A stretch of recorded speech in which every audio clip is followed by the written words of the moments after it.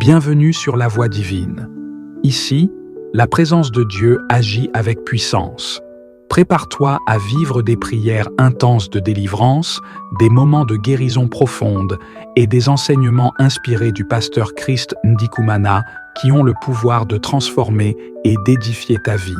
Là où les vies sont restaurées et où le feu du Saint-Esprit renouvelle ton âme. Tu as soif de changement, tu attends ton miracle, ou tu veux grandir dans la connaissance de la parole, tu es exactement au bon endroit. Alors ouvre grand ton cœur, installe-toi dans la paix du Seigneur et laisse Dieu te toucher au travers de cette prière puissante et de ses enseignements de vie.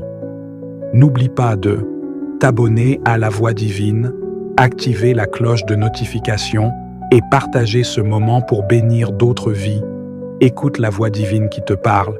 Aujourd'hui peut être le jour de ta délivrance, de ta transformation et de ton édification. Le monde dans lequel nous vivons est plein de difficultés. Il y a beaucoup de problèmes, que ce soit les problèmes spirituels ou matériels, les problèmes au foyer ou au travail. Depuis qu'Adam et Ève ont commis le péché, il y a beaucoup de soucis. Lorsque Jésus est venu dans ce monde, il n'a jamais dit que nous n'aurions plus de soucis. Il n'a jamais promis une vie dépourvue de difficultés. Celui qui te dira que si tu acceptes Jésus comme ton Seigneur, ton Sauveur, tu n'auras plus aucun problème, il sera en train de mentir car les problèmes sont inévitables. Mais dans tous ces problèmes, je veux marcher avec toi. Tu traverses peut-être une situation difficile dans ton mariage, dans ton travail, dans ton église ou dans ton pays. Quoi qu'il en soit, si tu gardes tes yeux sur je suis, si tu t'attends à ce qui vient de lui, à son secours et à sa délivrance, tu auras la victoire. Tu ne vivras pas éternellement dans tes problèmes. Quand on traverse une situation difficile, on a l'impression que ça ne finira jamais. Mais je t'assure que si tu choisis de garder les yeux sur je suis, si tu choisis de l'inviter dans ta vie, de prier tous les jours, si tu prends la décision de ne pas te confier dans les humains ou dans ton intelligence, si tu gardes tes yeux sur Dieu, tu verras sa main. J'aime beaucoup les psaumes qui ont été écrits par David. David savait très bien ce que c'est d'être secouru par je suis. Il savait que la victoire est toujours là quand on s'appuie sur je suis. C'est pourquoi je vous donne souvent des paroles d'encouragement, des paroles d'exhortation en vous montrant que la parole de Dieu est la vie. La parole de Dieu est un remède. Beaucoup de personnes dans Kanguka ont été guéries par la parole de Dieu, par les paroles de la Bible. Tu as une Bible avec toi et pourtant tu continues à pleurer, à te lamenter, à être découragé. Personne ne se soucie de toi. Tu ne vois pas comment tu vas t'en sortir. Je vais juste te demander d'ouvrir ta Bible. Lis dans Psaume 16, verset 8. Le verset commence en disant « J'ai constamment l'Éternel sous mes yeux ». Pas constamment, on veut dire à tout moment. Toi qui as des soucis, je te pose une question. Sur qui gardes-tu tes yeux? Est-ce que tu gardes tes yeux sur un être humain, sur des médicaments ou sur l'argent? Sur quoi gardes-tu tes yeux? Est-ce que tu gardes tes yeux sur ton diplôme, ton intelligence ou ton savoir-faire? Je t'invite à changer dès cet instant. Garde constamment tes yeux sur je suis. Là où tu gardes tes yeux, c'est de là où est censé venir ton secours. Tu peux garder tes yeux sur un homme et ne pas être secouru. Tu peux garder tes yeux sur l'argent et ne pas être secouru, comme tu peux garder tes yeux sur la science et ne pas être délivré. Mais ce dont je suis sûr, c'est que si tu gardes tes yeux sur je suis constamment, le Dieu Tout-Puissant qui dit et qui accomplit ce qu'il a dit, qui a créé l'homme à partir de la poussière, qui ressuscite les morts, si tu gardes tes yeux sur ce Dieu-là, même si l'on t'a dit à l'hôpital qu'ils ne peuvent rien faire pour toi, ce Dieu-là te secourra. Le verset 8 continue en disant « Quand il est à ma droite, je ne chancelle pas ». On utilise le mot chanceler par exemple lorsqu'on parle d'une personne ivre qui n'a pas du tout d'équilibre pour marcher. La parole de Dieu vient de nous dire que si tu gardes tes yeux sur je suis constamment, même dans les difficultés, les insultes, l'abandon, le découragement, la pauvreté, si tu parviens à garder tes yeux sur lui malgré tout, si tu continues de croire qu'il est capable de combattre pour toi, de te donner la sagesse dont tu as besoin, si tu crois en cela, la parole de Dieu vient de nous dire qu'il sera à ta droite. Il est à ta droite. Je veux te le rappeler à toi qui as perdu espoir. Jésus est à tes côtés si tu gardes tes yeux sur lui. Il t'arrive de penser qu'il n'est pas là. Rien ne se passe dans ta vie parce que tu n'as pas gardé tes yeux sur lui. Mais si tu gardes tes yeux sur lui, tu ne chancelleras jamais. tes problèmes ne te feront plus chanceler. Ceux qui te combattent ne pourront plus rien contre toi. Dans ta maladie, dans ton infirmité, je suis combattra pour toi. Si tu ne t'entends pas avec ton partenaire, je suis combattra pour vous. Si tes enfants sont impossibles, si ton patron est dur avec toi, garde tes yeux sur je suis. Tu ne chancelleras plus. Tu seras sûr que l'heure de Dieu est venue. Tout ce qui était avant impossible sera désormais possible. Partout où vous êtes, si vous priez pour nous, pour Kanguka, que Dieu vous bénisse. Car si nous pouvons faire tout ce que nous faisons, c'est parce que vous priez pour nous. Rappelez-vous aussi de prier pour tous les partenaires de Kanguka, car c'est une œuvre qui fait partie du plan de Dieu. Que Dieu bénisse tous nos partenaires. Comme vous le savez, je vais commencer par la devise de Kanguka. Pour les nouveaux dans l'émission, le mot Kanguka veut dire « réveillez-vous ». Ça vient du Kirundi, la langue parlée au Burundi. Premièrement, il s'agit d'accepter la volonté de Dieu, même si elle est différente de la nôtre. Deuxièmement, il faut prier tous les jours. Troisièmement, il ne faut pas se lamenter. Aujourd'hui, je vais parler sur le deuxième point qui dit que nous devons prier tous les jours. Il est important de parler de la devise de Kanguka car plusieurs vies ont été transformées par cette devise. Vous ne pouvez pas continuer à avoir la même vie si vous pratiquez la devise de Kanguka. Et vous avez sans doute remarqué que chaque lundi, je parle sur un des 3 points en me basant sur la parole de Dieu. C'est pourquoi nous ne nous lassons pas de parler de cette devise. Aujourd'hui, nous allons nous baser sur 1 Chronique chapitre 16 verset 11. Il est écrit « Ayez recours à l'Éternel et à son appui.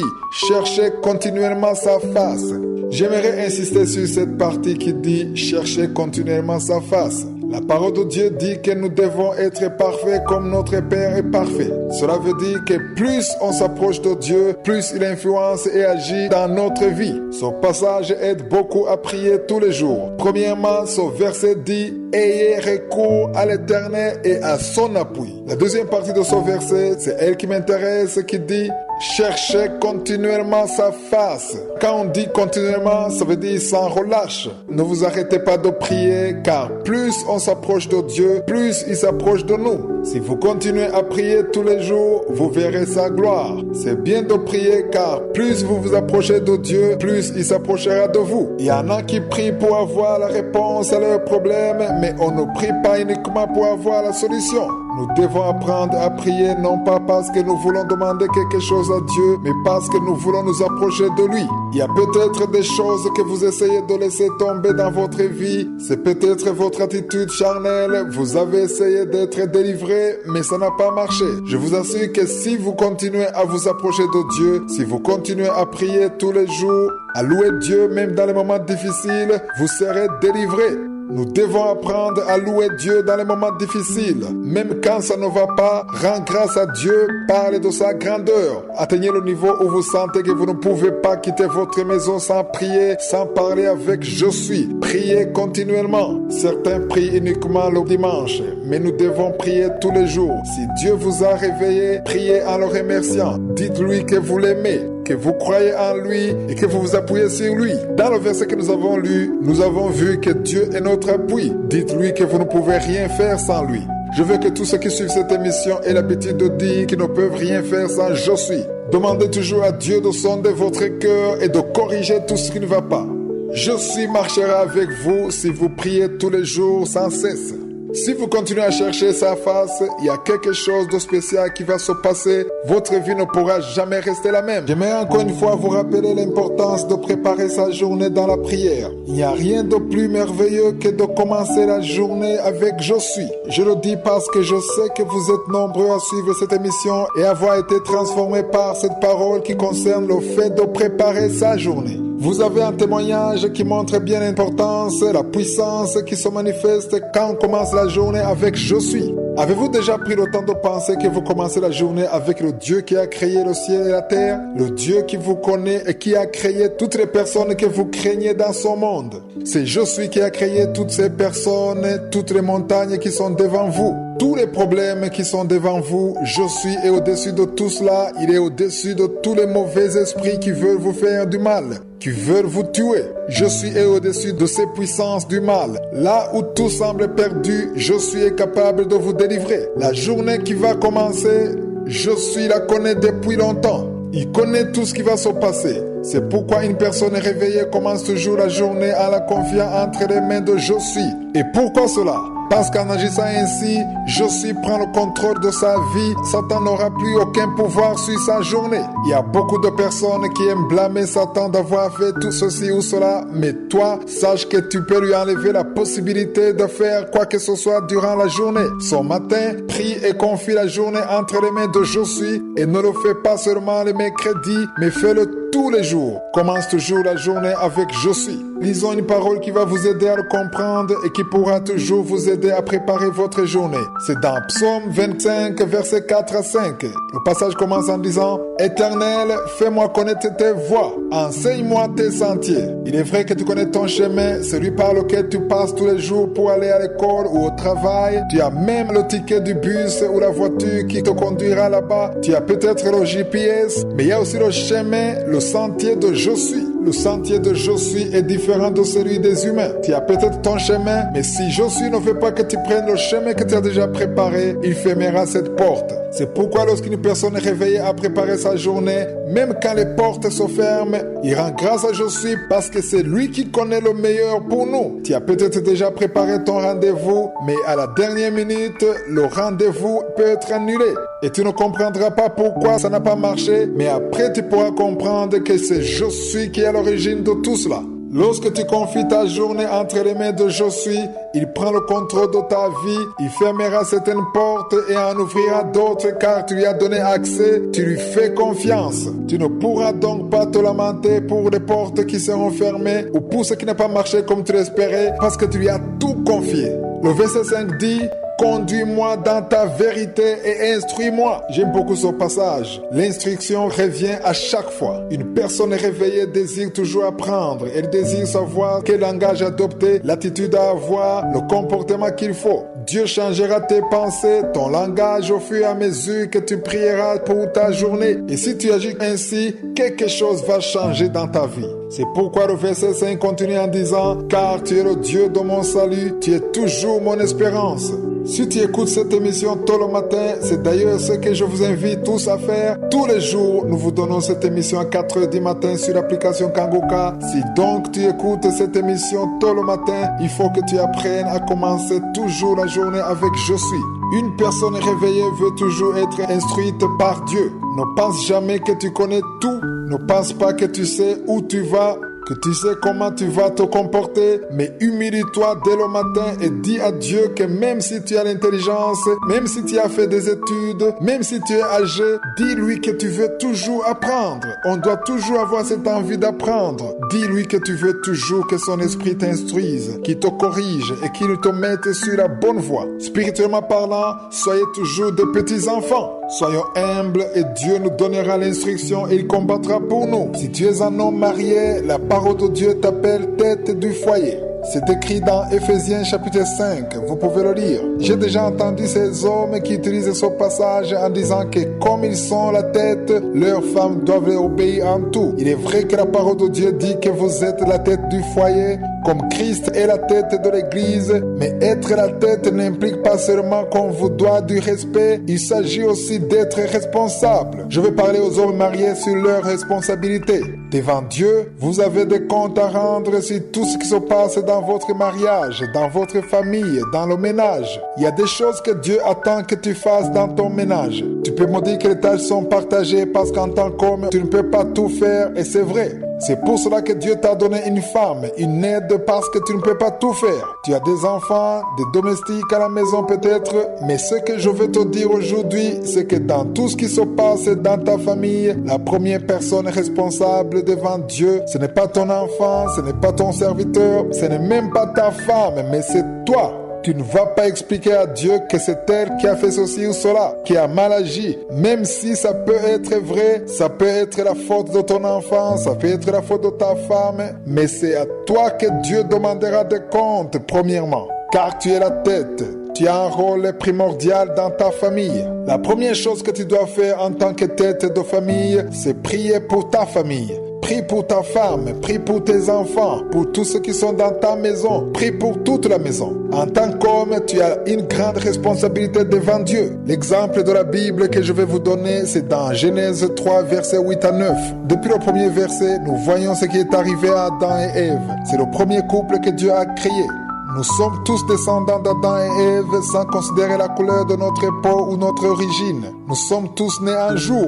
Chacun d'entre nous est né d'une femme, peu importe qui vous êtes ou ce que vous êtes. Adam, lui, n'est pas né d'une femme. Dieu l'a créé à partir de la poussière. Ève est sortie de l'une de ses côtes. J'aimerais vous montrer dans ce passage que Dieu leur avait donné des instructions. Il leur avait dit ce qu'il ne fallait pas faire et ce qu'il fallait faire. Il y a un fruit que Dieu leur avait défendu de toucher. Le jour où Dieu a donné des instructions à Adam, Ève n'était pas présente. Elle n'était pas encore créée. Mais Ève a commis l'erreur d'écouter le serpent. Elle a décidé de manger le fruit que Dieu leur avait défendu de toucher alors qu'elle savait que Dieu ne voulait pas cela. Vous connaissez sans doute cette histoire. Lisons du verset 6 au verset 7. La femme vit que l'arbre était bon à manger et agréable à la vue et qu'il était précieux pour ouvrir l'intelligence. Elle prit de son fruit et en mangea et elle en donna aussi à son mari qui était auprès d'elle. Et il en mangea. Les yeux de l'un et de l'autre s'ouvrirent. Ils connurent qu'ils étaient nus. Et ayant cousu des feuilles de figuier, ils s'en firent des ceintures. Lisons du verset 8 au verset 9. Alors ils entendirent la voix de l'Éternel de Dieu qui parcourait le jardin vers le soir, et l'homme et la femme se cachèrent loin de la face de l'Éternel Dieu au milieu des arbres du jardin. Mais l'Éternel Dieu appela l'homme et lui dit: où es-tu? Là, nous voyons que Dieu s'est adressé à Adam et pas à Ève. De la même façon, si tu es la tête de ton foyer, il y a des problèmes qui pourront surgir dans ta maison. Tu as la responsabilité sur tout ce qui se passe dans ta maison. Adam s'est défendu en disant que ce n'est pas lui, mais la femme que Dieu lui a donnée. Mais en tant qu'homme, tu ne peux pas t'expliquer en disant que c'est ta femme ou ton enfant. Tu dois prendre cette responsabilité. Aux hommes qui m'écoutez, priez pour vos familles et je vous conseille de jeûner pour que Dieu intervienne. Prenez l'habitude de parler à vos enfants, à vos conjoints pour que vous soyez au courant de tout ce qui se passe dans votre famille. Vous pouvez vous dire que vous donnez l'argent et donc c'est suffisant, mais ce n'est pas suffisant. Il faut entrer dans la vie de vos enfants, dans la vie de votre femme. Vous avez des comptes à rendre à Josué en ce qui concerne votre famille. Je rends grâce à Dieu pour toutes les personnes qui sont délivrées, sauvées à travers cette émission, pour tous ceux qui acceptent Jésus dans leur vie. Ils deviennent des personnes réveillées et ils ont compris que le ciel existe.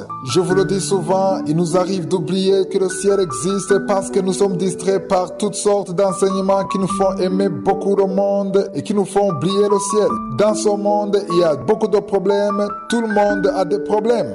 Même si vous avez de l'argent, vous avez des problèmes. Personne ne peut dire qu'il n'a pas de soucis. Dans ce monde, il y aura toujours des soucis. Ce que nous ne devons pas oublier, c'est que nous sommes des pèlerins. Nous avons une destination. Une personne réveillée sait très bien qu'elle a une destination. Un jour, tu mourras. Peu importe ton âge, si tu es jeune ou pas, ce qui est sûr, c'est qu'un jour tu mourras. Et je te pose une simple question. Est-ce que tu sais où tu iras le jour où tu mourras? Chaque vendredi, dans cette émission, j'ai toujours le souhait de vous faire comprendre qu'il y a une excellente voie. Jésus lui-même a dit qu'il est le chemin, la vérité et la vie. C'est écrit dans Jean 14, verset 6. Il est le chemin pour avoir la vie éternelle. Je souhaite à toute personne qui m'écoute d'avoir la vie éternelle. Lisons dans Marc 13, verset 35 à 37. Il est écrit: veillez donc, car vous ne savez quand viendra le maître de la maison, ou le soir, ou au milieu de la nuit, ou au chant du coq, ou le matin. Par ce passage, nous comprenons que personne ne sait quand Jésus viendra. C'est pourquoi nous devons nous préparer pour sa venue. Comment est-ce qu'il faut se préparer?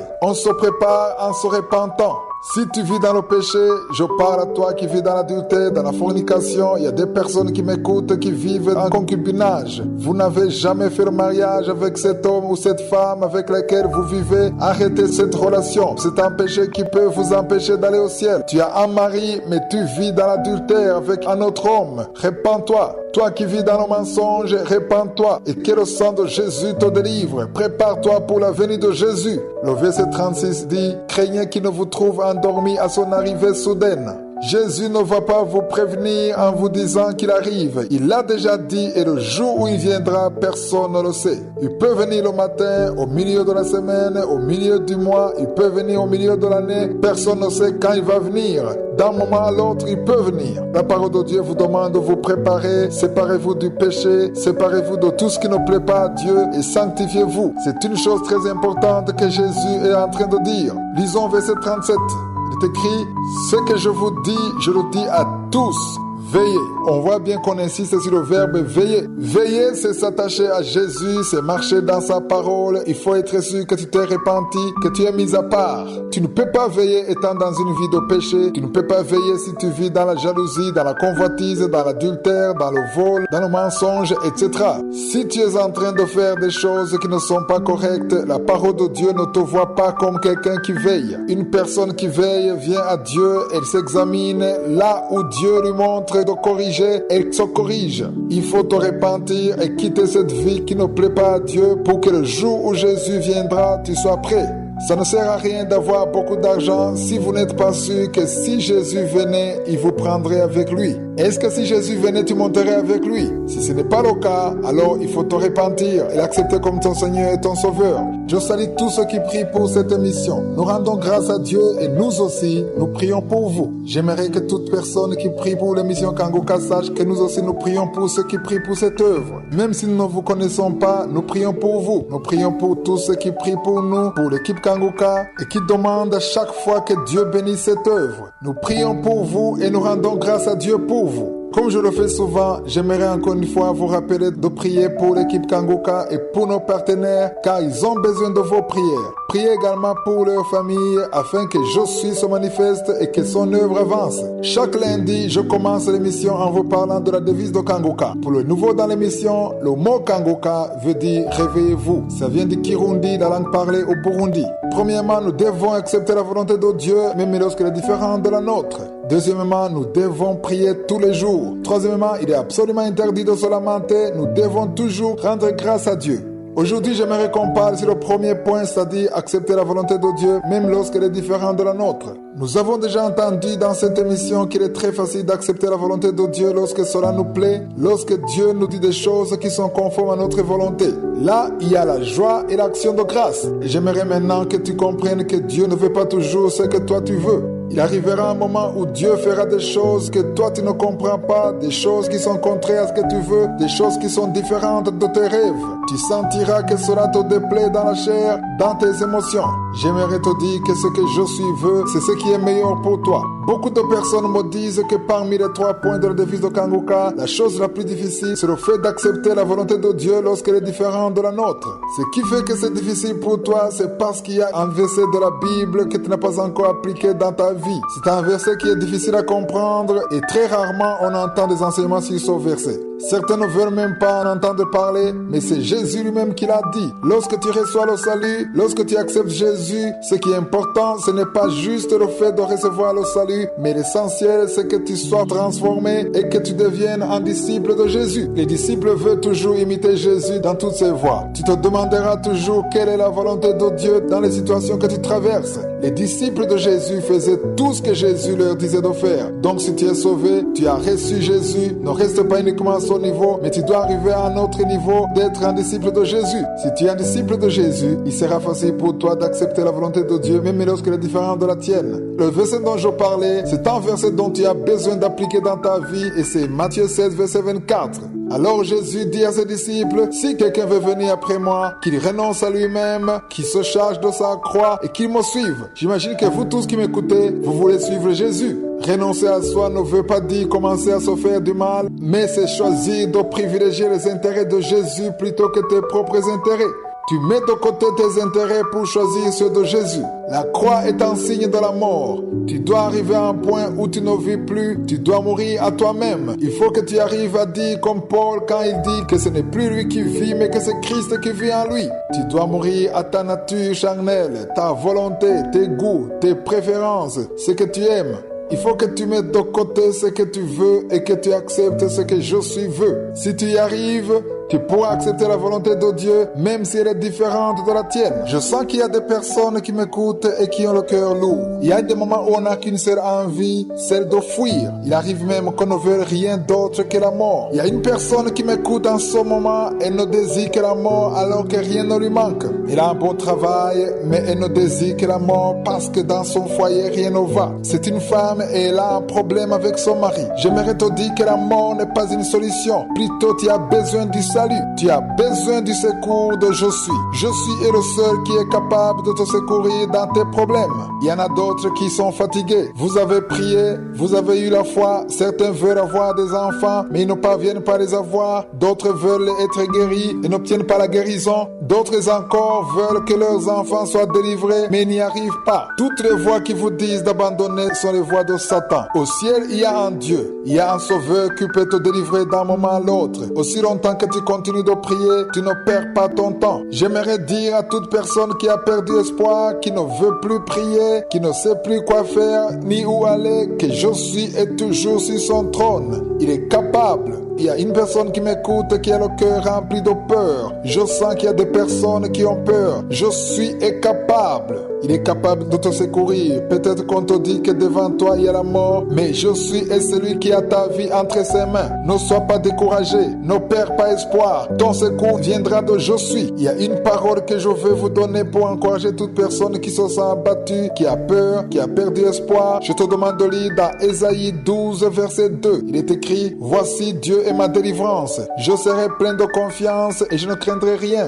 S'il y a quelque chose que tu crains, je te demande de confesser avec ta bouche que Je suis est ton salut et mets ton espoir en lui. Ce verset continue en disant: L'Éternel est ma force et le sujet de mes louanges, c'est lui qui m'a sauvé. Il ne faut pas attendre de dire ces choses quand tu seras délivré, mais commence à prononcer ces paroles maintenant même et confesse-les dans la foi. Je vais attirer votre attention sur la partie qui dit: L'Éternel est ma force. Où se trouve ta force? Je veux que tu comprennes que ta force, ton salut, ton secours se trouve en Je suis. Il est le seul capable à pouvoir te tirer de là. Il est le seul qui peut te guérir. Il est le seul qui peut te donner cet enfant. J'aimerais que tu gardes tes yeux sur Je suis. Dis-le avec assurance. Je suis est capable. Il est capable de te secourir, de tracer pour toi le chemin. Il est capable de te relever, de te donner son travail, de te donner le salut, de te délivrer de l'adultère, de la fornication. Il est capable de délivrer ton mari, ta femme. Il est capable de sauver ton enfant. Il est capable de délivrer ton enfant qui est atteint de l'épilepsie. Il y a une personne qui a un enfant qui souffre de l'épilepsie. Je suis est capable de délivrer ton enfant. Il est capable de délivrer ton enfant qui est lié par la fornication. Je suis est ton salut. Peu importe la maladie que tu as, les problèmes que tu traverses, aie confiance que Je suis est ton salut. Confesse-le chaque matin. Dis-lui que tu lui rends grâce parce qu'il est ta force. Je ne dis pas que tu n'as pas de force. C'est vrai, Dieu t'a donné une certaine force. Il t'a donné de l'intelligence, des amis, des connaissances. Mais dis-toi toujours qu'il est ta force. Il est le seul qui peut te délivrer. Le seul qui peut faire ce qu'aucun humain ne fera pour toi. Ce que l'argent ne peut pas faire. Ce que les médicaments ne peuvent pas faire. Ce que la science ne peut faire. Tout est possible à Je suis. Il y a une parole que je vais vous partager en rapport avec la direction divine. Il faut donner de l'attention à ta journée dès le départ. Lorsque tu te réveilles, ne te lève pas en te lamentant, ne commence pas à te demander ce qui va se passer. Tu as peut-être des rendez-vous, des programmes qui ne sont pas nécessairement bons pour toi. Peut-être qu'il y a des problèmes que tu vas affronter. Tu ne sais même pas comment tu vas t'en sortir. Mais dans tout cela, commence la journée avec Je suis. Dis-toi que tu as un Dieu au ciel, un guide, quelqu'un qui te donne la force, qui t'a créé. Tu ne t'es pas créé, mais tu es un créateur. Si tu es en train de m'écouter ce matin, c'est parce que tu t'es bien réveillé. Tu es peut-être malade, mais cela ne t'empêche pas d'écouter ce message. Ton oreille fonctionne bien. Si ton oreille fonctionne, c'est Je suis qui a permis que ton oreille fonctionne pour que tu puisses entendre ces paroles. Lisons dans Ésaïe 48, verset 17. Les paroles que nous allons lire, ce n'est pas un scientifique qui les a écrites, ce n'est pas un sage qui les a écrites, ce n'est pas Paul qui les a écrites ou Jean, ce n'est même pas un autre disciple, ce n'est pas non plus Ésaïe, mais il est écrit: Ainsi parle l'Éternel, ton Dieu, ton Rédempteur, le Saint d'Israël. Moi, l'Éternel, ton Dieu, je t'instruis pour ton bien, je te conduis dans la voie que tu dois suivre. On voit bien que ces paroles ont été dites par Je suis lui-même. Dieu connaît très bien le chemin que tu dois suivre. Il sait ce que tu es censé faire. Il est vrai que nous préparons la journée, nous avons un programme. Moi-même, je planifie tout le mois et même l'année qui commence avec un programme bien précis que je vais suivre. Je peux te dire mon plan, les voyages que je prévois de faire au cours de cette année. Cependant, même si j'ai déjà préparé tout cela, je dis toujours à Josué qu'il est le seul à choisir où je vais, qu'il est le seul à m'instruire et à me corriger. Si j'ai prévu des choses qui ne font pas partie du plan de Dieu pour ma vie, je lui demande toujours de corriger ce programme. Il faut que tu apprennes à dire ces paroles tous les jours. Comme tu ne sais pas ce qui va se passer au cours de la journée, écoute cette parole que Josué dit lui-même. Il a dit, moi l'Éternel, ton Dieu, je t'instruis pour ton bien, je te conduis dans la voie que tu dois suivre. Apprenons à être des personnes réveillées. Nous devons comprendre qu'il est important pour nous de commencer la journée avec Josué pour qu'il nous instruise, nous corrige, qu'il nous éloigne de tout ce qui ne vient pas de lui. Je dis toujours que celui qui a déjà compris comment préparer sa journée ne peut pas se lamenter parce qu'il y a des choses qui n'ont pas bien marché. Même s'il s'agit d'une autre personne qui a tout fait rater, si tu as préparé ta journée, Josué était avec toi depuis le début, cette personne n'aurait rien pu faire si Josué ne lui avait pas permis. Je ne sais pas si vous remarquez une certaine contradiction. Tu commences la journée avec Josué, tu lui confies tous tes programmes, tu lui confies ta journée et tu as prévu un rendez-vous avec quelqu'un et tu rates ce rendez-vous. Peut-être la personne n'est pas venue ou alors la route était bloquée ou la voiture ne démarre pas ou tu n'as pas eu le bus. Il survient un problème qui fait que tu ne vas pas à ton rendez-vous et tu commences à être malheureux parce que le programme n'a pas eu lieu. Tu commences même à accuser Satan et tu oublies Josué, c'est lui avec qui tu as commencé ta journée. C'est pourquoi lorsque des choses pareilles se passent, il faut dire merci à Dieu car tu as commencé la journée avec lui. C'est lui qui l'a permis. Il y a une raison pour laquelle cela n'a pas marché.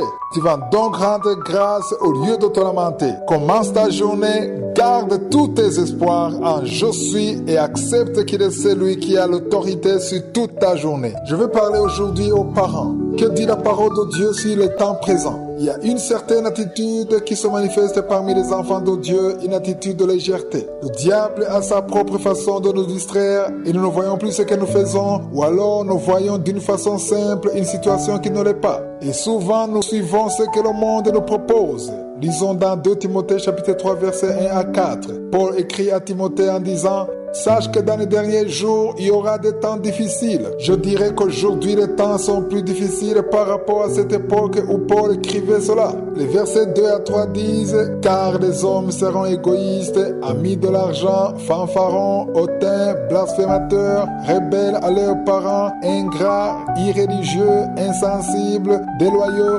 calomniateurs, intempérants, cruels, ennemis des gens de bien, traîtres, emportés, enflés d'orgueil, aimant le plaisir plus que Dieu. C'est ça le monde dans lequel nous vivons. Les paroles que nous venons de lire nous montrent dans quelle époque nous sommes. Vous avez reçu une certaine éducation. Si vous êtes parent, quand vous étiez enfant, le monde n'était pas tel qu'il est aujourd'hui. L'Esprit de Dieu est en train de me pousser à vous dire que vos enfants ont besoin de votre attention. Il y a 3 choses que je vais vous montrer qui peuvent nuire à l'éducation de vos enfants. Vos enfants ont besoin d'être éduqués selon la parole de Dieu. Éduquez-les selon la parole de Dieu, car si vous ne le faites pas, il y a 3 choses qui vont se charger de les éduquer alors que vous vous contenterez du fait qu'ils auront mangé ou qu'ils sont en bonne santé. La première chose qui peut éduquer votre enfant, c'est la télévision. Satan est en train d'apprendre des choses aux enfants en passant par la télévision. Sélectionnez bien les dessins animés que vos enfants regardent. Soyez sélectifs. Tu ne peux pas dire à ton enfant de regarder n'importe quel dessin animé. Aujourd'hui, Satan utilise cela pour apprendre aux enfants l'impudicité, la fornication, ses œuvres. Il faut choisir lesquelles montrer à vos enfants. Il y a des émissions que les enfants ne doivent pas regarder selon leur âge. Vous devez choisir quel film ils peuvent regarder. La deuxième chose que le diable est en train d'utiliser, c'est l'école. Aller à l'école, c'est bien. Les conduire à l'école, c'est très bien. Mais il faut savoir qu'à l'école, les enfants n'apprennent pas uniquement la science. Satan utilise beaucoup l'entourage des enfants pour leur apprendre des choses. Si tu ne prends pas le temps d'éduquer ton enfant, il apprendra beaucoup de choses à l'école. Il va considérer ce que les autres lui diront. Des choses qui n'ont rien à voir avec la science et qui le met loin de la parole de Dieu. La troisième chose que Satan utilise, c'est le téléphone. Il faut juger si votre enfant est à l'âge d'avoir un téléphone. Priez pour vos enfants. car ils ont accès à des téléphones qui ont Internet et ils peuvent voir des choses qu'ils ne sont pas censés voir. Ce que l'Esprit de Dieu m'a inspiré à vous dire, c'est qu'il faut prier pour vos enfants, parler avec vos enfants et partagez-les la parole de Dieu. Faites qu'ils aiment la parole de Dieu, car ce n'est que la parole de Dieu qui les secourra, car nous sommes dans des temps difficiles. Si vous ne prenez pas garde, Satan s'en prendra à vos enfants en passant par ces 3 canaux et il détruira la vie de vos enfants. Nous allons encore une fois parler de la vie éternelle. Je suis très content de parler de la vie céleste. J'aimerais que tous ceux qui m'entendent aiment le ciel. Chacun d'entre nous devrait se réjouir que le ciel existe et que Dieu l'a préparé pour son peuple. La première chose qui m'attire dans la vie céleste, c'est la paix. Au ciel, il n'y aura plus de douleur, plus de pleurs, il n'y aura plus de lamentation, plus de deuil. Le ciel est une très bonne chose que Dieu a préparée pour les hommes. C'est pourquoi il a envoyé son Fils pour qu'il meure, afin que celui qui croit en lui ait la vie éternelle. Je reviens toujours sur la vie éternelle les vendredis parce que je veux informer aux éditeurs de Kangoka que nous tous, nous avons été appelés pour la vie éternelle. Le ciel n'est pas destiné à quelques-uns seulement, mais il est préparé pour tout le monde. Le ciel est ton héritage, mais il y a une condition pour l'avoir. La seule chose qui est exigée, c'est d'accepter Jésus dans ta vie. Si tu acceptes Jésus dans ta vie, si tu te repens, tu auras droit à la vie céleste. La repentance n'est pas seulement de confesser Jésus dans ta vie, mais c'est de sentir au fond de toi que tu veux quitter cette vie de péché. Si tu vis dans l'adultère, dans la fornication, dans le mensonge, peu importe ce que tu fais, Jésus veut te tirer de là. Jésus veut te délivrer. Le ciel est pour toi, mais il y a un chemin que tu dois d'abord emprunter. Je rends grâce à Dieu pour tous ceux qui nous disent qu'ils sont en train d'être délivrés de la fornication, de l'adultère. Je me suis rendu compte que parmi les auditeurs de Kangoka, il y en a qui vivent ensemble sans avoir été mariés officiellement, sans que la famille de la fille donne la permission. Cela arrive souvent dans le pays développé. 2 personnes se rencontrent, ils s'aiment et ils décident de vivre ensemble comme mari et femme alors qu'ils ne le sont pas. Si tu es en train de m'écouter étant dans cette vie, quitte cette vie. Si ta vie n'est que l'alcoolisme, si tu ne vis que dans le bar, dans le tabac ou la drogue, tu as besoin de te repentir. Il faut que Jésus te délivre. C'est pourquoi je veux montrer un passage qui se trouve dans Apocalypse 7, versets 13 à 15. Il est écrit: « Et l'un des vieillards prit la parole et maudit ceux qui sont revêtus de robes blanches, qui sont-ils et d'où sont-ils venus? Je lui dis: Mon Seigneur, tu le sais. Et il maudit: Ce sont ceux qui viennent de la grande tribulation. Ils ont lavé leurs robes et ils les ont blanchis dans le sang de l'agneau. » Certains, lorsqu'ils lisent ce passage en voyant cette tribulation, ils pensent à la tribulation qu'ont connue les premiers disciples, ceux qui ont été égorgés, tués et brûlés. Il ne s'agit pas seulement de cette tribulation-là, mais chacun d'entre nous, tous ceux qui ont reçu Jésus dans leur vie, ils connaissent d'une manière ou d'une autre la tribulation. Il y a des attaques que vous subissez.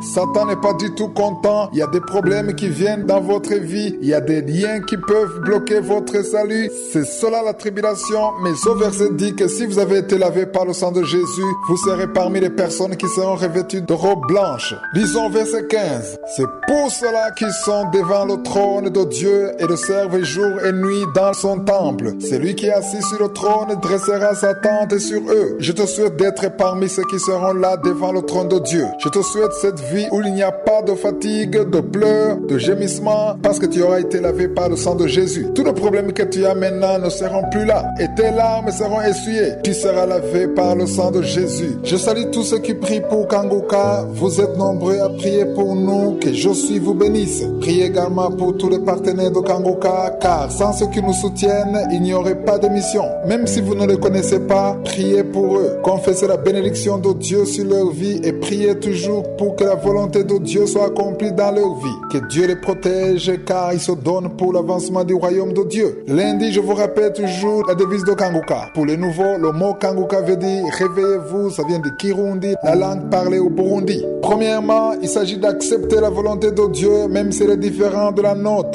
Deuxièmement, il faut prier tous les jours. Troisièmement, il est interdit de se lamenter. Nous devons toujours rendre grâce à Dieu. Aujourd'hui, nous allons parler sur le 3e point, c'est-à-dire ne pas se lamenter, mais rendre grâce à Dieu. On se lamente souvent à cause de problèmes. Là où ça devient dur, c'est lorsqu'on se lamente même dans la prière. Certains se lamentent dans leur vie de tous les jours, d'autres se lamentent en prière. Imaginez-vous, vous êtes dans la prière et en même temps, vous vous lamentez. Si tu ajoutes les lamentations à tes prières, tu gages ta prière. La prière perd sa force à cause des paroles de lamentation. Quand tu pries, Même si tu as des problèmes, rappelle-toi toujours l'action de grâce. L'action de grâce donne la valeur à la prière. J'ai alors une question. Est-ce que tu te lamentes dans tes prières ou bien tu rends grâce à Dieu? Certains pensent qu'en se lamentant devant Dieu, en voulant attirer la pitié de Dieu, ils touchent son cœur. Il est vrai que Dieu a un cœur miséricordieux, mais quand tu pries, rappelle-toi toujours d'ajouter l'action de grâce. Lisons dans Philippiens 4, verset 6. Le verset commence en disant « Ne vous inquiétez de rien ». Il est difficile de croire qu'on peut ne pas s'inquiéter car souvent nous rencontrons des difficultés. Mais la parole de Dieu dit que même dans les difficultés, même si la situation semble critique, ne te lamente pas et surtout ne t'inquiète pas. Certains préfèrent se lamenter. Un jour, quelqu'un m'a dit qu'il est préférable de se lamenter car si on ne se lamente pas, on ne peut pas avoir du repos. Ce qui est sûr, c'est que les lamentations ne donnent pas du repos, mais les lamentations détruisent même ce qui était en bon état. Le verset de Philippiens 4 et 6 continue en disant « Mais en toutes choses, faites connaître vos besoins à Dieu par des prières et des supplications. » Les supplications doivent aller dans le sens de la volonté de Dieu. N'allez pas supplier Dieu pour des choses qui ne font pas partie de son plan. Il faut demander des choses qui sont conformes à la volonté de Dieu. Ensuite, le verset se termine en disant « Avec des actions de grâce ». Ce sont les actions de grâce qui doivent couronner la prière. Chaque fois que tu pries, dis à Dieu, parle-lui ce qui est sur ton cœur. Tu peux peut-être te demander pourquoi tu dois l'informer alors qu'il sait déjà tout. Même s'il le sait, il veut l'entendre de ta bouche. Pourquoi veux-tu l'entendre? Notre Dieu est omniscient et il sait toutes choses, mais il veut que tu le dises toi-même parce qu'il veut voir comment tu vas le dire. Comment vas-tu parler à Dieu de tes problèmes? Est-ce que tu vas parler à Dieu de tes problèmes en te lamentant ou en exprimant la foi avec action de grâce? Si tu veux que ta prière soit une prière puissante, ajoute l'action de grâce sur ta prière. Rends grâce peu importe la situation. Rends grâce à Dieu pour sa grandeur, pour son amour. Rends grâce à Dieu parce que tu crois qu'il est capable de te délivrer, de te tirer de là. Ça, c'est une prière qui réjouit le cœur de Dieu. Priez, insistez, suppliez et surtout n'oubliez pas l'action de grâce. Ne vous lamentez pas car les lamentations dévalorisent la prière tandis que l'action de grâce la rend plus forte. Il y a une parole que je vais vous partager aujourd'hui, une parole pour encourager tous ceux qui ont peur.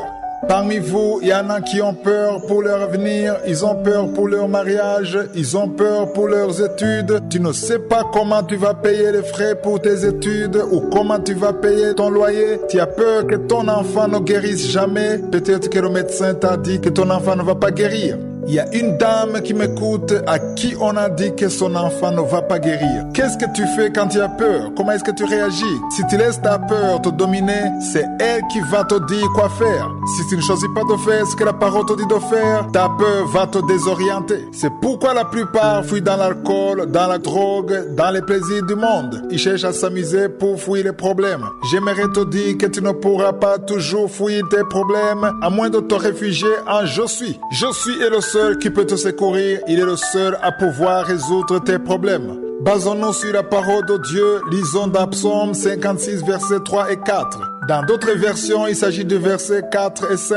Il est écrit « Quand je suis dans la crainte, en toi je me confie. Je me glorifierai en Dieu, en sa parole. Je me confie en Dieu, je ne crains rien. Que peuvent me faire des hommes ?» Je vais te poser une question. En qui mets-tu ta foi? La plupart disent qu'ils croient en Dieu. Mais que veut dire croire en Dieu? Si tu crois en Dieu et que tu crois en Jésus-Christ et que tu sais que Dieu est ton Père, tu n'auras plus peur. Quel genre de père laisserait son fils en difficulté? Qui est-ce qui tournerait le dos à son fils sachant qu'il a des problèmes? Quel parent ne ferait-il pas tout ce qui est en son pouvoir pour aider son enfant en difficulté, même si l'enfant est dans un autre pays, loin de son père? Nous sommes tous d'accord qu'aucun parent ne peut être indifférent à la souffrance de son enfant. C'est pourquoi le verset 3 dit « Quand je suis dans la crainte, en toi je me confie. » Peu importe la situation que tu traverses, tu es en train de te lamenter, tu passes toutes les nuits dans les pleurs, tu as perdu espoir, tu ne sais plus quoi faire. Mais si tu crois en Dieu, il faut que tu changes tes pensées. Le Dieu en qui tu crois te voit. Le verset 4 dit « Je me glorifierai en Dieu, en sa parole, je me confie en Dieu, je ne crains rien. » Que peuvent me faire des hommes? Ça, c'est une bonne question. Que peut te faire un homme? Il pourra toujours te faire peur. Il te montrera qu'il est puissant, qu'il a le plein pouvoir sur ta vie. Mais si tu crois en Dieu, tu ne seras point confus. Dieu se soucie de toi. Il connaît ton problème. Il connaît toutes tes factures. Le problème que tu trouves accablant devant Dieu, c'est peu de choses. C'est rien du tout devant Dieu. La maladie que les médecins ne peuvent pas pas soigné. Devant Dieu, même celui qui est mort ressuscite. Il n'y a rien qui est impossible à Dieu. N'aie plus peur, ne désespère plus, ne te lamente plus, ne dis plus que tu n'as pas de chance, ne dis plus que tes malheurs n'arrivent qu'à toi, ne pense plus à tes problèmes, mais dis-toi qu'il y a une raison pour laquelle je suis là permis et il est le seul capable de te secourir et de te tirer de cette boue de ces hommes. Je suis et le seul qui a le dernier mot. Détache tes yeux de tes problèmes, ne désespère plus, ne perds plus ta paix, garde la paix dans ton cœur, sache qu'il y a un Dieu au ciel qui t'aime, qui prend soin de toi, qui a la solution, la réponse à ton problème. Je vais vous partager aujourd'hui une parole très importante, une parole qui pourra vous aider et vous permettre de tenir face à beaucoup de choses. Il y a des paroles courtes dans la Bible mais qui sont très puissantes. Il y a beaucoup de choses qu'on protège. Par exemple, lorsque tu sors de ta maison, tu fermes la maison avec une clé. Tu as une voiture, si tu veux laisser la voiture dans le parking, tu fais ce que la plupart font, c'est-à-dire fermer la voiture à clé.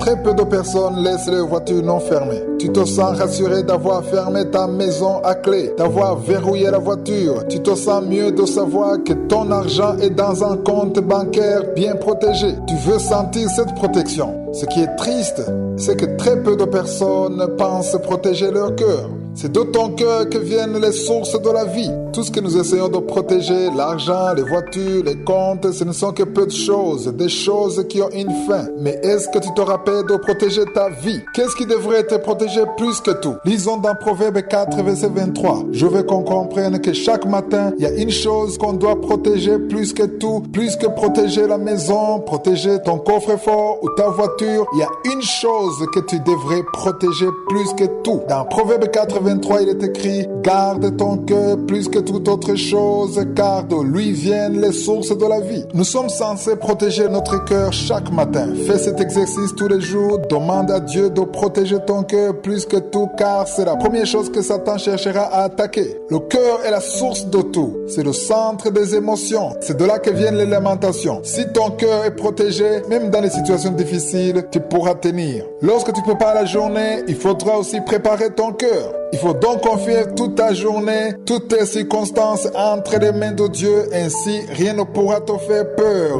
ou t'effrayer. Rien ne pourra te pousser dans les lamentations ou dans le désespoir, aussi longtemps que tu sais que ta journée est sous le contrôle de Je suis. Protège ton cœur. Beaucoup de choses pourront survenir. Tu recevras peut-être des appels, de mauvaises nouvelles, des nouvelles qui vont te faire peur, t'effrayer, parce que c'est dans ton cœur qu'il y a les sources de la vie. Beaucoup tombent dans le piège de Satan parce qu'ils n'ont pas préparé leur journée. C'est pourquoi il faut confier ton cœur à Dieu. Il y a beaucoup de choses que Satan peut avoir préparées contre toi, des choses qui sont censées te perturber, te faire peur, semer des doutes en toi, mais demande à l'Esprit de Dieu de te donner la force. C'est ça la prière que je veux que tu fasses. Prie ainsi chaque matin, confie-toi en Dieu, confie-lui ton cœur. Demande à Dieu de te donner la soif d'écouter chaque fois la parole de Dieu. Chaque fois que mes enfants vont dormir, je prie pour eux, je demande toujours à Dieu de leur donner la soif d'écouter la parole de Dieu. C'est très important de confesser cela sur vos enfants et sur vous-même. Il est donc important de prier chaque matin, de prier pour ton cœur. Confie-le à Dieu et surtout garde-le plus que toute autre chose. J'aimerais encore une fois parler sur les traditions, les coutumes, les choses qu'on fait sans savoir vraiment pourquoi. Il y a un verset sur lequel je reviens souvent, c'est Romains 12, verset 2. Il est écrit « Ne vous conformez pas au siècle présent, mais soyez transformés par le renouvellement de l'intelligence, afin que vous discerniez quelle est la volonté de Dieu, ce qui est bon, agréable et parfait. » Il est important de se séparer du système du monde. Il est vrai qu'il y a des choses du monde dont nous avons besoin dans la vie de tous les jours. C'est pour cela que tout ne peut pas être exclu. Par exemple, la technologie nous aide à avancer, mais il y a d'autres choses que Satan porte dans son monde et les gens suivent sans savoir ce qu'ils font. Ici, je m'adresse plus particulièrement aux chrétiens, aux personnes sauvées. Ils ne doivent pas suivre le système du monde sans savoir ce qu'ils font. Aujourd'hui, au moment où je vous parle, il y a beaucoup de personnes qui sont en train de m'écouter, qui connaissent Dieu, qui sont sauvées, mais qui pensent qu'aujourd'hui, c'est un jour spécial,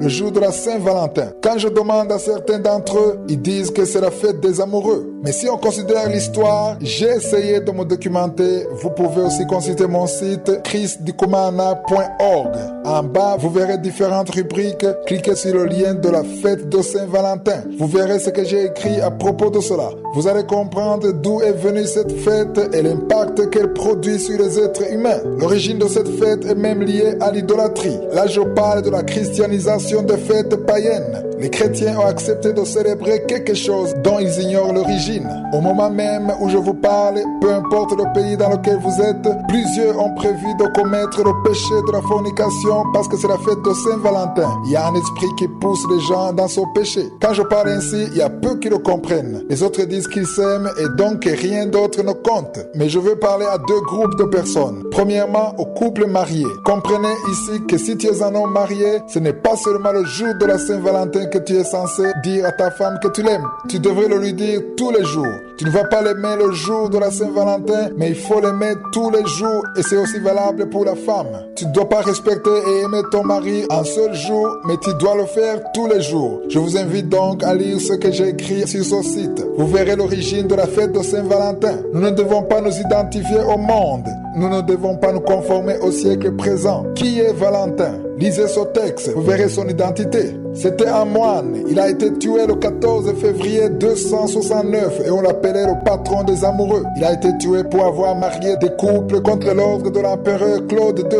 C'est une longue histoire, mais ce que je veux vous dire, c'est que la source de cette fête est d'origine païenne. Il y avait des pratiques qui ne sont pas du tout conformes à la parole de Dieu. En tant qu'enfants de lumière, nous ne devons pas imiter le système du monde. Nous ne devons pas nous conformer à ce que le monde nous dit de faire, mais nous devons nous conformer à la parole de Dieu. Si vous n'êtes pas mariés et que vous couchez ensemble, vous commettez le péché de la fornication. À ceux qui sont mariés, sachez très bien que vous êtes censés vous aimer tous les jours comme la parole de Dieu nous le demande. Aujourd'hui, j'aimerais vous parler des paroles de Jésus. Des fois, Jésus parlait d'une façon ordinaire, mais il lui arrivait aussi de parler en parabole et c'était difficile pour ses interlocuteurs de pouvoir comprendre ce qu'il disait. Nous savons que Jésus faisait des miracles et beaucoup le suivaient. À part les miracles de guérison, il faisait aussi des miracles de multiplication de pain. Quand ceux qui le suivaient avaient faim, il multipliait le pain, ainsi ils pouvaient manger. Les gens l'aimaient beaucoup parce que non seulement il pouvait soigner les malades, mais il les nourrissait aussi.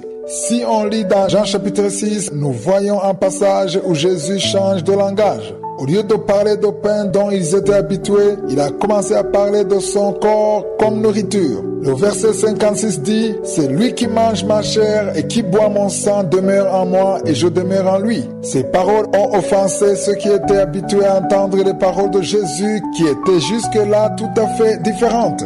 Lisons au verset 58, il est écrit, « C'est ici le pain qui est descendu du ciel. Il n'en est pas comme de vos pères qui ont mangé la manne et qui sont morts. Celui qui mange son pain vivra éternellement. » Ici Jésus parlait de son corps comme étant le pain. Mais il ne comprenait pas du tout ce que Jésus racontait.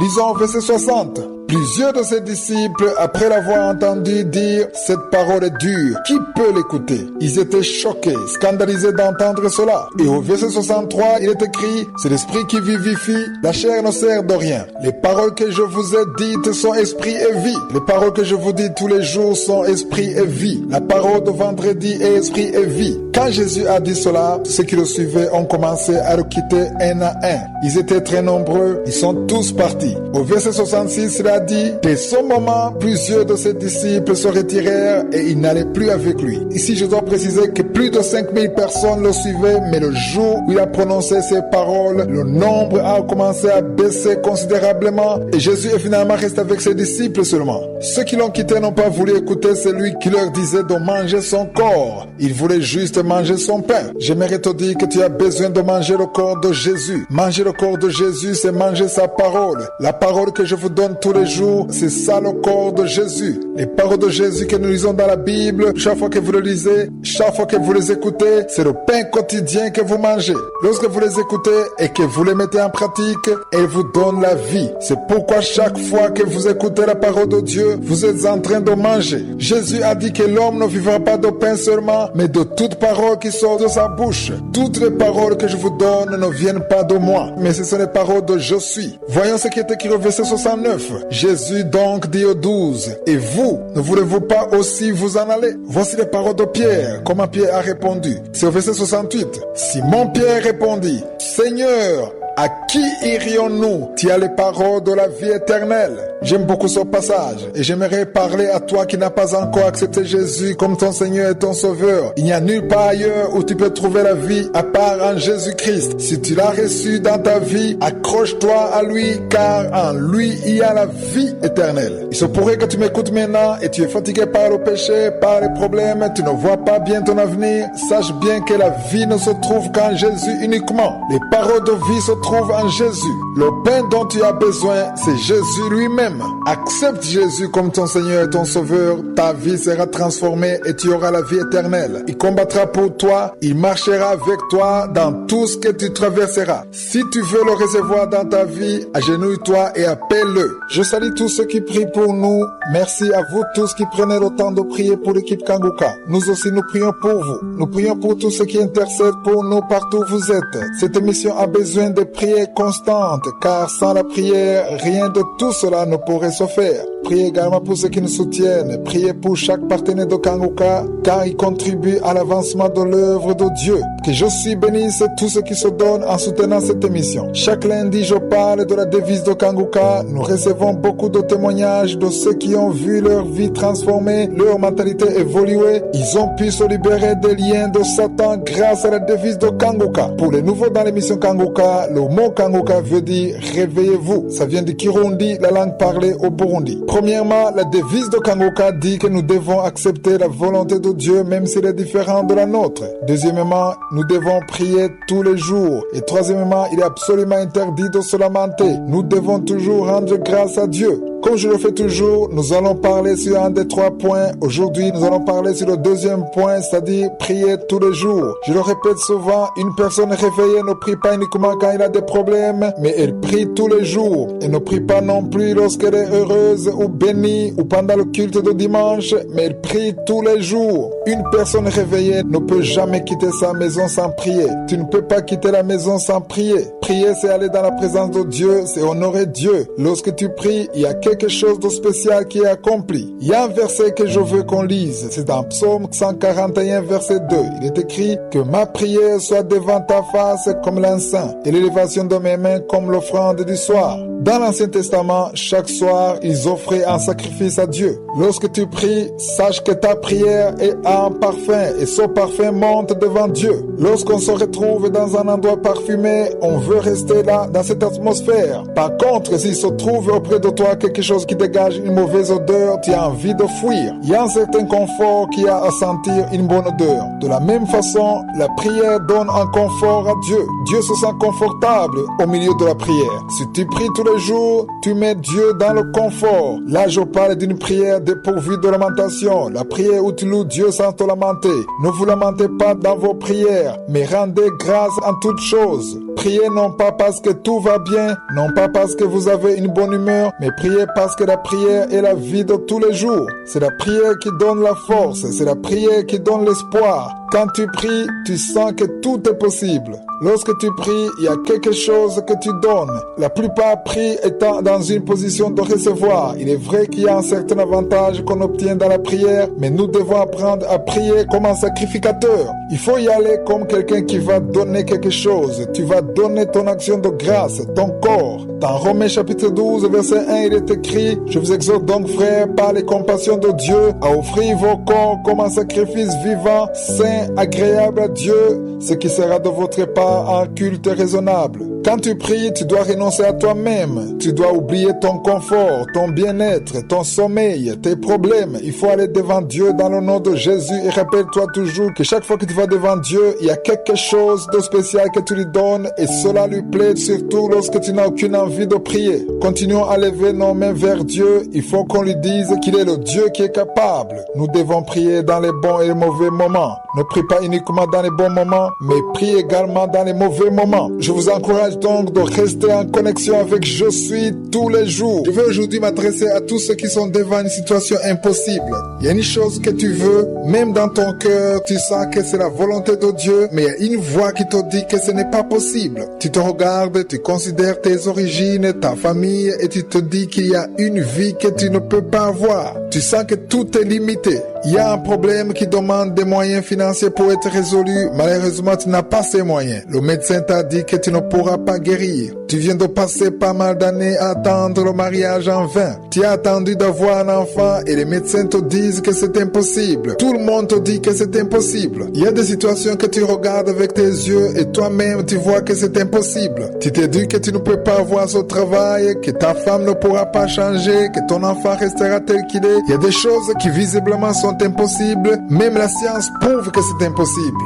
La science prouve qu'on ne peut pas avoir un enfant après avoir atteint la ménopause. Je vais parler à tous ceux qui se sentent fatigués, désespérés. Vous avez attendu, vous avez prié, vous êtes arrivé à un point où vous êtes fatigué. Tu t'attends à ce que ta situation change, mais au lieu que ça change, ça s'empire. Tu t'attendais à ce que ton enfant soit délivré, mais au lieu de cela, sa situation ne fait que s'empirer. Tu as attendu que ton mari soit délivré de l'alcool, mais au lieu qu'il change, la situation devient de plus en plus difficile. Certains d'entre vous, vous préférez même quitter ce monde parce que la situation est devenue intenable. La bonne nouvelle que j'ai pour vous ce matin, c'est que la parole de Dieu dans Matthieu 19, verset 26 dit que ce n'est pas une parole que moi je vous donne, mais c'est une parole que Jésus lui-même vous donne. Cette parole dit, aux hommes cela est impossible, mais à Dieu tout est possible. Que veut dire tout est possible? C'est tout ce que tu considères comme impossible. Là où tu te dis que tu ne peux pas y arriver, Dieu est capable de tracer le chemin pour toi. Tu te dis que tu ne peux plus avoir d'enfants, mais je suis te dis que c'est possible. Tu te dis que ton mari ne peut plus changer, mais je suis te dis que ce que tu considères impossible, il peut le rendre possible. Ta situation, ton mariage qui est en feu, devant Dieu tout est possible. Il peut tout mettre en ordre.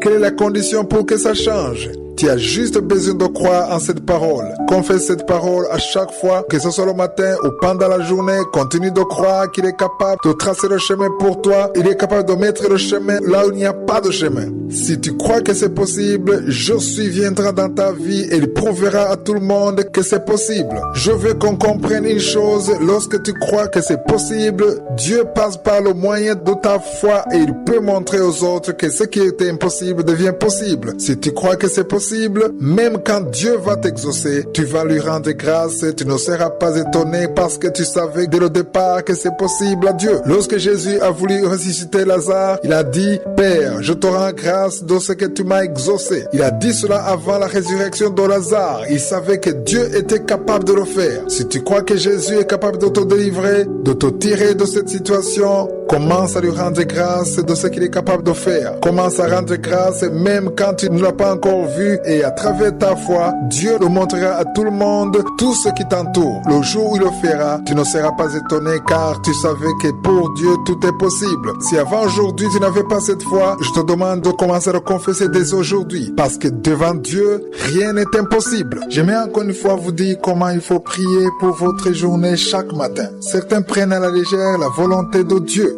Nous devons prier pour que nous soyons capables d'accepter la volonté de Dieu. C'est le premier point de la devise de Kanguka. Je le dis souvent et surtout le lundi. Cela a aidé pas mal de personnes. D'autres me disent qu'ils le veulent, mais que c'est difficile pour eux. Je ne suis pas en train de dire que c'est facile. Mais que faut-il faire pour mettre cela en application? Chaque matin, quand tu te réveilles, prie pour que Dieu te permette d'accepter la volonté de Dieu. Cela demande la force, la grâce de Dieu. Et surtout lorsque ta volonté est différente de celle de Dieu. Lorsque la volonté de Dieu est conforme à ce que tu veux, c'est facile de l'accepter, c'est même une bénédiction. Tu es content et tu témoignes aussi.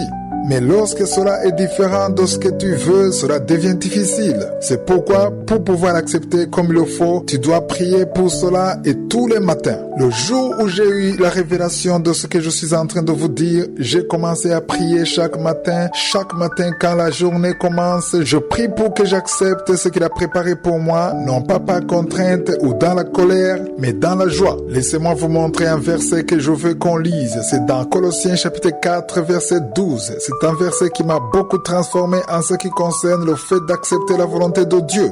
Il est écrit, Epaphras qui est des vôtres vous salue, serviteur de Jésus-Christ, il ne cesse de combattre pour vous dans ses prières. Epaphras était en Colossiens. Il était également un intercesseur. Il combattait non pas pour lui-même, mais pour les Colossiens. Est-ce que toi aussi tu pries pour les tiens? Est-ce que tu pries pour ton pays? Est-ce que tu pries pour ton église? Est-ce que tu pries pour le pays qui t'a accueilli? Lorsqu'on combat dans la prière, il y a quelque chose qui est accompli. Le verset continue en disant « Afin que parfait et pleinement persuadé, vous persistiez dans une entière soumission à la volonté de Dieu. » Je suis en train de continuer à lire Colossiens 4, verset 12. L'église des Colossiens était une bonne église, une église qui se portait bien et qui était dans la vérité. Mais Paphras priait pour eux afin qu'ils persistent dans une entière soumission à Dieu. Être entièrement soumis à la volonté de Dieu veut dire accepter complètement, totalement la volonté de Dieu, même lorsqu'elle est différente de la tienne. Pour y arriver sans te lamenter, cela demande une certaine force qui vient de la prière. Chaque fois que tu pries pour ta journée, demande à Dieu de te donner la grâce qui te permet d'accepter sa volonté, même s'il est différent de la tienne. Il faut que tu acceptes de tout lâcher et de te réjouir de ce que je suis fait dans ta vie, même lorsque ça te déplaît. Cela demande que tu pries pour cela, pas seulement les mercredis, mais tous les jours. Demande toujours à Dieu de te donner la force d'accepter sa volonté, ce qu'il a préparé pour toi pour cette journée, et même si cela est différent de ce que tu veux. Dans la prière de Paphras, on sent bien qu'il a prié en demandant l'humilité. Il faut toujours prier pour avoir cette humilité, parce qu'accepter la volonté de Dieu, s'il est différent de la tienne, demande beaucoup d'humilité. Je veux parler aujourd'hui à des personnes qui veulent être secourues par Je suis, qui veulent de l'assistance dans les problèmes qu'ils traversent. Nous tous, nous avons besoin que Je suis nous aide. Nous avons besoin que Je suis prenne soin de nous, qu'il nous vienne en aide dans nos problèmes. Personne ne peut me dire qu'il n'a pas de problème. Même si tu es béni, même si tu as beaucoup d'argent, peu importe ce que tu as, il y a certainement une chose dont tu as besoin. Personne ne peut dire qu'il ne lui manque rien dans la vie. Certains ont beaucoup d'argent, mais ils ont des problèmes dans leur mariage, dans leur maison. Dans tous les problèmes que nous pouvons rencontrer, nous avons toujours besoin du secours de Je suis. C'est pourquoi nous allons dans la présence de Dieu. S'il n'y avait pas de problème, personne ne chercherait pas la présence de Dieu. Nous cherchons Dieu pour qu'il nous sauve. Nous voulons son secours, qu'il fasse quelque chose dans notre vie. J'aimerais vous montrer une révélation spéciale de ce qui se passe dans le monde spirituel. Ce que nous faisons ici sur terre a un impact dans le monde invisible. Notre attitude a des conséquences dans le monde invisible. Nous voulons que Dieu nous vienne en aide, que les hommes nous fassent du bien. Nous voulons l'attention des hommes. Quelle est notre attitude dans la vie de tous les jours? Il y a des choses que Dieu t'a données, des bénédictions. Dans tout ce qu'il t'a donné, y a-t-il au moins une personne qui rend grâce à Dieu pour ce que tu as? Y a-t-il quelqu'un qui bénéficie de ta bénédiction? Je ne suis pas en train de parler aux riches, mais je parle à toute personne qui a reçu quelque chose venant de Dieu. Y a-t-il quelqu'un avec qui tu partages ce que tu as reçu? Je ne parle pas non plus de l'argent seulement, mais cela peut être les connaissances que tu as acquises, la maison que tu as. Est-ce que tu partages ce que tu as avec les autres? Est-ce que tu aides ton prochain? Tu as reçu la parole de vie? Est-ce que tu la partages avec les autres? Si tu es un fonctionnaire, tu as sûrement un salaire mensuel. Est-ce que tu bénis quelqu'un d'autre? Il y a quelqu'un d'autre qui bénéficie de ce que Dieu te donne. Je ne parle pas de ta femme, ni de tes enfants. Non, je parle d'une autre personne en dehors de ta famille, parce que c'est naturellement d'assister ta propre famille. Tout ce que tu fais, c'est une semence que tu sèmes et tu récolteras au temps convenable. Dans Genèse 6, verset 7, il est écrit « Ne vous y trompez pas, on ne se moque pas de Dieu. C'est qu'un homme aura semé, il le moissonnera aussi. Si tu es en train de s'aimer la haine, tu récolteras la haine. Si tu es en train de s'aimer l'égoïsme, tu récolteras l'égoïsme. Si tu ne veux pas te soucier des autres, si tu ne veux pas que les autres reçoivent quelque chose de toi, quand tu auras des problèmes, les autres ne vont pas non plus t'aider. En exaucant tes prières, Dieu passe par les autres. Si tout ce que vous faites, c'est de considérer vos propres intérêts uniquement, si vous ne faites que vous enfermer, aller dans un coin seul et prier, jeûner, sans que vous veniez en aide à personne, je vous assure que votre prière ne sera pas exaucée parce qu'on récolte ce qu'on sème. Dans Matthieu 7, verset 12, il y a une parole puissante que Jésus lui-même a dite, et cette parole a changé ma façon de concevoir la vie. Il est écrit, tout ce que vous voulez que les hommes fassent pour vous, faites-le de même pour eux, car c'est la loi et les prophètes.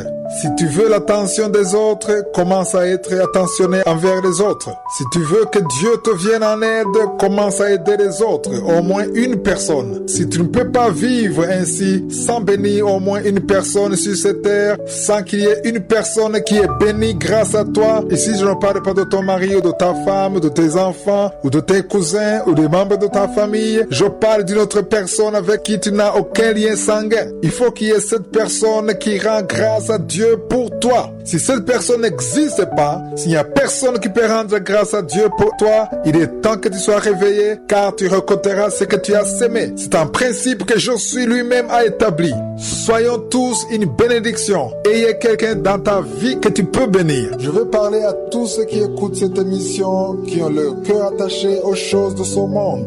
Parmi ceux qui m'écoutent, il y a une catégorie de personnes qui aiment le monde, les choses du monde. Ils pensent que leur vie, leur avenir est dans ce monde uniquement. Je veux qu'on comprenne le monde tel que la parole le décrit. Il y a une nouvelle terre que Dieu a préparée pour tous ceux qui l'aiment. C'est cette terre que nous voulons tous habiter un jour. C'est la nouvelle Jérusalem. J'en ai déjà parlé dans cette émission. Il y a une façon selon laquelle vous devez concevoir la vie à laquelle vous attachez tant d'importance. Dans la Bible, on nous parle de Salomon. On nous dit qu'il avait une intelligence, une sagesse plus que tous ceux qui ont vécu avant lui, même après lui, jusqu'aujourd'hui. J'aimerais te dire que si tu crois avoir une certaine intelligence, tu n'es pas plus intelligent que Salomon.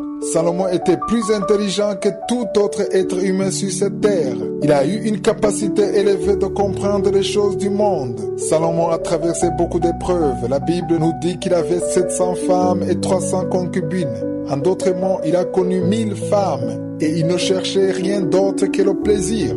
Toi aussi, même si tu as couché avec beaucoup de femmes, je ne pense pas que tu as couché avec 1000 femmes. Il arrivera un moment où tu te dises que les plaisirs du monde sont passagers. Pourquoi a-t-il eu 700 femmes et 300 concubines? Cela montre une certaine insatisfaction dans sa vie. Il avait beaucoup de richesses, il a acheté pas mal de choses, il s'est amusé comme il a pu. Aujourd'hui, je veux qu'on regarde ensemble la conclusion qu'il a tirée de tout ce qu'il a vécu. Dans Ecclésiaste chapitre 1 verset 2, il a écrit en disant « Vanité des vanités, dit l'Ecclésiaste. Vanité des vanités, tout est vanité. » Quand il dit « tout », il veut parler des choses de la vie. Salomon a tout fait, il a tout traversé, il a tout essayé. Il a essayé de se faire plaisir comme il a pu. Il a essayé de satisfaire son cœur, il a tout essayé. Lisons les versets 16 et 17.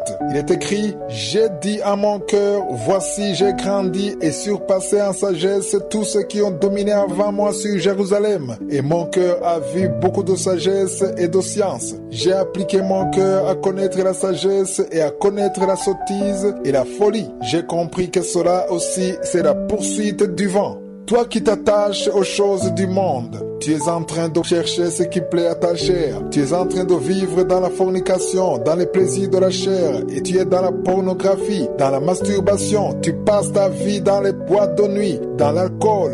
Tout cela est vanité. La parole de Dieu vient de nous dire que tout est vanité. Salomon a tout essayé. Il a essayé la folie, la sottise. Il a même essayé la sagesse. Il a tout essayé. Il a eu 1000 femmes. Imaginez-vous 1000 femmes pour un seul homme. Finalement, il a conclu en disant que tout est vanité. J'imagine qu'en cherchant 1000 femmes, il désirait avoir la plus belle de toutes. Il voulait se faire plaisir, mais il a vu que tout est vanité, car un jour viendra la mort. Un jour tu mourras, tu quitteras ce corps, et tout ce que tu as fait en essayant de te faire plaisir, en essayant de satisfaire la chair, un jour Dieu qui est au ciel te demandera des comptes. Si tu as tué, si tu as commis l'adultère, si tu as volé, peu importe ce que tu as fait, un jour tu rendras des comptes à Dieu. C'est pourquoi aujourd'hui est un excellent jour pour te repentir. Confie-toi entre les mains de Dieu. Accepte Jésus comme ton Seigneur, ton Sauveur, pour qu'il te pardonne tes péchés. Il va remettre le compteur à zéro. Tu peux le faire là où tu te trouves. Agenouille-toi, appelle Jésus dans ta vie. Merci éternel des armées, Dieu vivant, tu es El Shaddai, tu es Adonai, tu es Tsidkenu. Merci parce que tu es le même hier, aujourd'hui, éternellement. Merci pour les témoignages, merci pour tous ces hommes et femmes qui sont délivrés. Tu as manifesté ta gloire, nous venons dans ta présence et je te montre tous ceux qui sont en train de prier avec moi. Nous venons en toute humilité parce que nous avons la foi. Tu parles et les choses arrivent et tu ordonnes et ce qui n'existait pas existe. Je te remercie Seigneur pour ces délivrances. Il y a beaucoup de gens qui sont touchés. Je te remercie pour les enfants qui sont nés à travers ces prières. Et je prie pour toutes les femmes qui sont enceintes. Si tu es enceinte, mets ta main sur le ventre. Et pendant que tu mets ta main sur le ventre, il y a une femme qui sent un enfant bouger pendant la prière. Seigneur, je prie pour cet enfant. Je déclare la victoire. Seigneur, que ta volonté soit faite. Au nom de Jésus, que toutes les flèches enflammées soient arrêtées maintenant au nom puissant de Jésus. Je prie pour que tous ces enfants naissent au nom de Jésus. Et j'ordonne l'esprit de fausse couche de quitter ces femmes au nom de Jésus. Merci parce que tu es en train d'agir. Il y a quelqu'un qui sent comme de l'eau. C'est comme quelqu'un verse de l'eau sur ta tête. Au nom de Jésus, tu es délivré. Et sur la délivrance, il y a quelqu'un qui sent au niveau des yeux comme si c'est du piment. Qui avait mis ta main sur les yeux. Tu sens comme si c'est du piment. Au nom de Jésus, c'est la visitation. Tu es délivré, tu es guéri. Au nom puissant de Jésus. Il y a une femme qui est à genoux sur le lit. Tu es en train de pleurer. Tu pleures. Depuis les témoignages, tu pleures. Le Seigneur te délivre. Au nom de Jésus, garde ta main sur le cœur. Alléluia. Reçois la délivrance. Tu souffres de diabète. Ça fait des années que tu souffres de diabète. Reçois la guérison maintenant. Au nom de Jésus. Toi qui sens des douleurs sur le pied. C'est comme si un clou qui te trouve. Mets ta main sur le pied. Au nom de Jésus. Et commence à marcher. Merci Seigneur pour la délivrance. Il y a quelqu'un qui souffre de tuberculose. Une femme qui souffre de tuberculose. Reçois la guérison et la foi que tu es guéri. Je prie pour cet homme qui est bloqué dans tous les domaines. Au nom de Jésus. Ça fait des années que tu es ensorcelé. Tu n'arrives pas à marcher. Tout est bloqué dans ta vie. Et je prie pour la victoire. Reçois la délivrance. Lève-toi et marche. Au nom puissant de Jésus. Il y a 2 hommes qui sont délivrés du tabac. Ça fait longtemps que vous essayez d'arrêter de fumer. Mais aujourd'hui, vous êtes délivrés. Recevez la délivrance. Au nom de Jésus. Il y a 2 personnes qui sont par terre. En train de se rouler par terre. J'ordonne à ces esprits. Je les chasse. Au nom de Jésus. Il y a quelqu'un qui est en train de vomir. Tu vomis de la glaire. Au nom de Jésus. Sois délivré. C'est de la délivrance. Il y a une autre fille. Tu essaies de vomir. Rien ne vient. Mais tu es en train d'être délivré. Il y a des liens ancestraux qui sont en train d'être brisés au nom de Jésus. Toi qui es paralysé sur ton lit. Lève-toi par la foi et commence à marcher. Confesse le nom de Jésus. Ouvre ta bouche. Il y a une femme qui souffre de la sécheresse vaginale. Au nom de Jésus, tu es délivré. Il y a un homme qui a les testicules gonflés. Mets ta main sur les testicules. Au nom de Jésus, il y a 2 personnes, 2 hommes qui souffrent du cancer de prostate. Au nom de Jésus, il y a une femme qui souffre du cancer de sein. Au nom de Jésus, merci Seigneur pour ce jeune homme qui a un problème de tumeur au cerveau. Je déclare la vie. Je déclare la vie. Je détruis tout ce que le diable a planifié. Au nom de Jésus, quelqu'un qui souffre au niveau de la partie intime. Une femme qui a un abcès au niveau de la partie intime. Reçois la délivrance maintenant même. Au nom de Jésus. Il y a une maman qui prie pour un enfant qui n'arrive pas à parler. Mets ta main sur la tête de ton enfant. Au nom de Jésus, mets ta main sur la bouche. Et je déclare que tout ce qui est cet enfant, tout ce qui a empêché cet enfant de parler, que cet enfant commence à parler. Au nom de Jésus, maintenant même, que l'enfant parle. Que le lien soit brisé complètement. Au nom de Jésus, il y a une femme qui fait plusieurs mois sans voir des règles, qui n'a plus de menstruation. Au nom de Jésus, c'est le moment de te visiter. Chaque fois que tu as conçu, l'enfant était mort. Aujourd'hui, tu es délivré. Tu vas concevoir et l'enfant va vivre. Et une autre femme qui fait plus d'une année sans voir les menstruations. Au nom de Jésus, tu es guéri. Tu es guéri. Au nom de Jésus. Merci Seigneur. Merci Seigneur. Merci pour la délivrance. 2 femmes qui souffrent de l'infection vaginale. Tu es guéri. Il y a quelqu'un qui sent de la douleur sur la gauche, côté droit. Mets ta main au nom de Jésus. Toi qui souffres, qui a une dent qui te fait mal. Seigneur te visite. Je te remercie Seigneur pour cette délivrance. Il y a beaucoup de guérison. Il y a quelqu'un qui sent comme si c'est de l'eau. Au nom de Jésus. L'eau sur la tête. Le Seigneur te guérit. Je prie Seigneur que cet homme qui souffre de la dépression, qu'il soit guéri. Au nom de Jésus. Tu souffres de la dépression. Chaque fois que tu vois la lumière, ça te fait mal. Chaque fois que tu entends le bruit, ça te fait mal. Mais maintenant tu es délivré. Le Seigneur te délivre. Reçois la délivrance. Au nom de Jésus. 2 personnes qui sont guéries, qui vivent avec le VIH. Vous êtes guéris. Si c'est toi, ouvre la bouche et confesse que tu es guéri. Au nom de Jésus. Il y a une femme qui vient de passer 19 ans de stérilité. Et la foi que le Seigneur te guérit. Je prie pour toutes les femmes qui veulent un enfant. Si tu as de prier pour un enfant, mets ta main sur le ventre. Et la foi au nom de Jésus. Toi qui as un enfant dans ton ventre, ça fait au moins 5 mois que tu es enceinte. Mais on te décourage. On te dit que même si l'enfant naît, il sera handicapé, que le bébé aura la trisomie 21. moyen. Mais je détruis au nom de Jésus tout ce plan diabolique. Ton enfant va naître sans trisomie 21 et ton enfant sera en bonne santé au nom de Jésus. Garde la main sur le ventre et confesse le nom de Jésus. Merci pour la délivrance. Toutes les femmes qui veulent un enfant, et la foi, toi qui viens de passer 12 ans, et la foi que le Seigneur te donne un enfant. Bientôt tu vas concevoir, toi qui viens de passer 8 ans, toi qui viens de passer 11 ans, et la foi au nom de Jésus. Je prie pour toute femme qui prie pour un enfant. Seigneur, merci pour la délivrance. Merci pour tous ces enfants. Il y a un enfant qui est allergique au lait. Le Seigneur te guérit. Et la foi au nom de Jésus. Je demande à tout le monde de remercier le Seigneur. Ouvrez la bouche. Remerciez le Seigneur pour la visitation. Il y a beaucoup de guérisons. Il y a beaucoup de gens qui sont visités, que je n'ai pas cités. Tu n'as pas senti la manifestation. Je n'ai pas mentionné ta maladie. Mais je te demande d'avoir la foi et de crier le nom de Jésus et remercier le Seigneur. À toi seul la gloire. À toi seul l'honneur pour des siècles et des siècles. C'est dans le nom de Jésus que j'ai prié. Amen.